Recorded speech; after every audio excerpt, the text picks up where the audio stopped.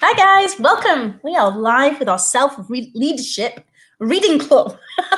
What does that mean? Well, that means that you don't have to read the book, nor do you have to buy the book. Yay! Isn't that great news? So I'm going to read parts of Jack Canfield's The Success Principles. We are actually up to principle number 22. We are on episode 21. If you want to watch the previous episodes, you can look up Ella Bates, Master Trainer, on YouTube. We're right there. Today's principle, I beg your pardon. We are on principle number 22. We're on episode 23. Oh my goodness. Wow. Doesn't time fly? For those watching live, we are the 24th of April, 2020 during COVID-19. But today is about keeping score for success. Jack Canfield has some really great thoughts over this, and so do I. So I'd love for you to tell me what you think your thoughts are, share any stories, and let's have a conversation. Jack says you have to measure what you want more of. Charles Coonrad, he's the founder of The Game of Work. If you've heard of that book, if you haven't, it's a great read. Remember when you were growing up and your mum or dad measured you every few months and kept track of your height on the wall near the pantry door? It was something visible that let you know where you stood in relation to the past and to your future goal, which was usually to be as tall as your mum or dad, or maybe your brother. It let you know that you were making progress. It encouraged you to eat right and drink your milk and keep going. For me, it was about eating the crust of the bread. You remember being told to do that? Yeah. Well, successful people keep the same kind of measurements. They keep score of existing progress, positive behavior, financial gain, anything they want more of. And in his groundbreaking book, The Game of Work, Charles says that scorekeeping stimulates us to create more of the positive outcomes we're keeping track of. It actually reinforces the behavior that created those outcomes in the first place. And we're going to talk about exactly how it does that after I've read this bit. Think about this. Your natural inclination is always to improve your score. If you were to keep score on the 5 things that would advance your personal and professional objectives the most, imagine how motivated you would be each time the numbers improved in your favor, right? But it's really important to measure what you want, not what you don't want. We've talked about this before from an NLP perspective, but we learn early in life that it's valuable to count what's valuable. We count the number of times we skipped the rope. Who used to do that? The number of jacks we pick up. Did anyone play that? Pick up sticks and the jacks. The number of marbles we collected, the number of base hits we get in Little League, and the number of Girl Scout cookies that we sell. Batting averages in baseball tells us the number of times we've hit the ball, not the percentages of times that we didn't. We keep score mostly of what is good because that is what we want more of, law of attraction, right? When Mike Walsh at High Performers International wanted to increase his bottom line, he started keeping track not only of the number of enrollments his company was getting, but also how many cold calls employees were making, how many face-to-face appointments they set up, and how many of these appointments they turned into enrollments. As a result of this kind of scorekeeping, Mike saw a 39% increase in revenues in just 6 months. Well, this is not just about business now, right? When Tyler Williams joined a junior basketball league, his father, Rick Williams, who was co-author of Managing the Obvious, decided to counteract the usual negative forces of youth sports by creating a parents' scorecard. That sounds like a dangerous game. To keep track of what Tyler did right, rather than what he did wrong. He tracked 7 contributions his son could make to the team's success: points, rebounds, assists, steals, blocked shots, so on. And awarded Tyler 1 point every time he made one of those positive plays. It's a bit like, remember when you did the potty training with the kids? Right? You want to reinforce good behavior.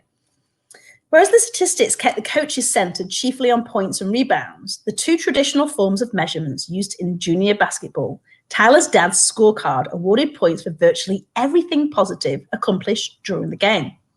It wasn't long before Tyler was sprinting over during timeouts to check on his contribution points. When they reached home after the game, Tyler would hustle to his bedroom where he had a chart on the wall that plotted his progress. The simple graph Tyler made himself, you could see how he was improving. As the season progressed, excuse me, oh, sunshine, bless me, the sunshine coming through the window. With a simple graph, as the season progressed, the line on the graph went upwards. Without a single harsh word from his coach or his dad, he turned into a better basketball player and enjoyed the progress that he made, right? It's all about the process, the journey, and enjoying the process. How do you keep score at home? Well, it's not just about business, sports, and school. It can be applied to your personal life. In the May 2000 issue of Fast Company magazine, the founding CEO of Sun Microsystems said it's great to know how to recharge your batteries, but it's even more important to know that you've actually done it.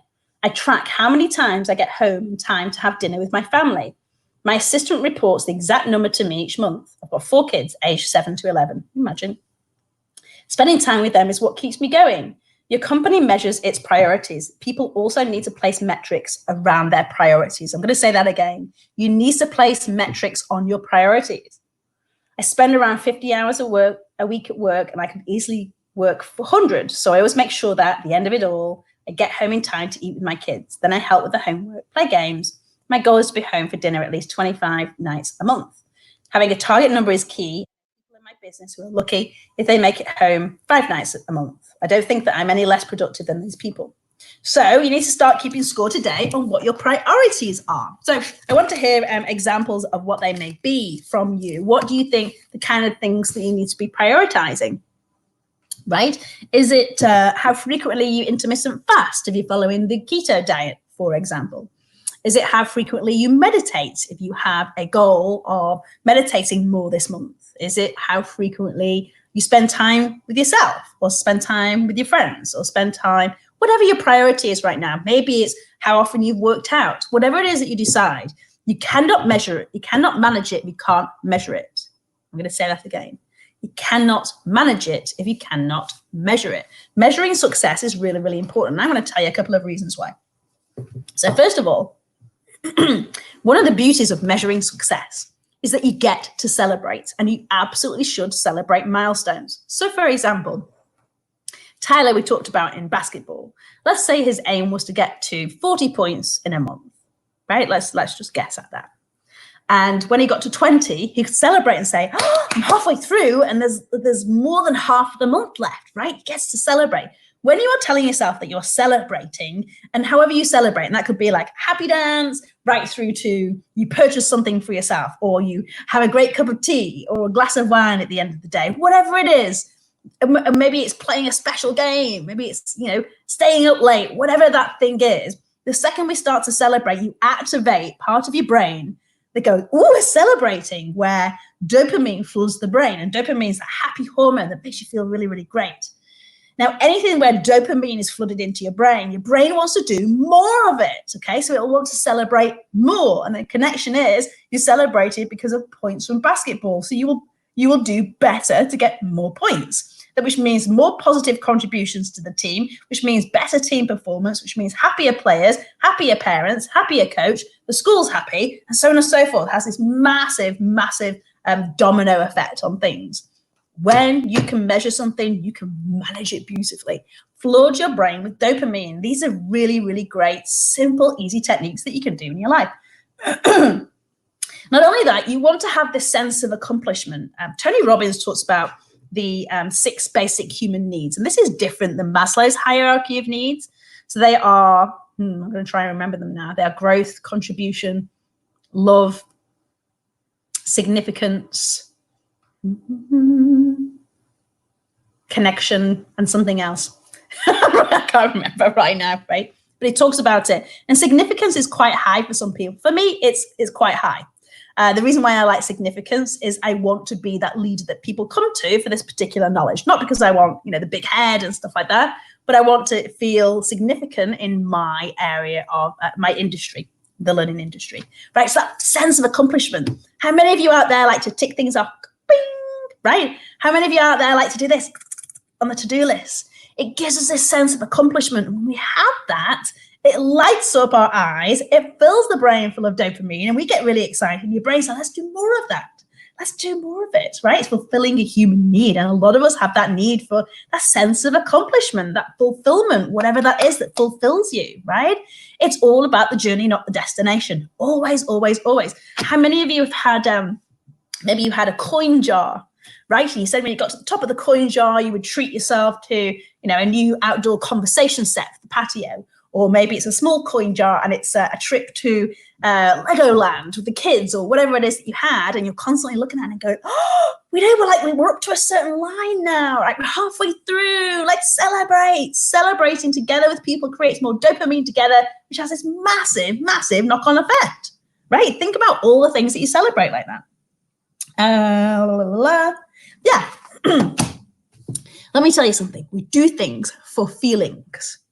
We do things for feelings, right? We buy things for feelings. We don't buy things because we want to drive a boat. We like the feeling that we have when we drive a boat. We don't buy a new plant because we like the oxygen in the air, which, you know, obviously should be part of it.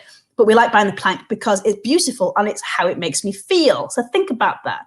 If you want to manage your feelings, you want to manage your emotions, you want to manage your happiness levels, start measuring your priorities. And I tell you, it's going to have a massive effect for you. So I hope you've enjoyed today's principle. Please send me some comments or email me, ella@ellabates.com. I hope you can join us again tomorrow. We are Monday to Friday, 2 p.m. Eastern time, every day for our Self-Leadership Reading Club. It's been great to have you join us. Thank you.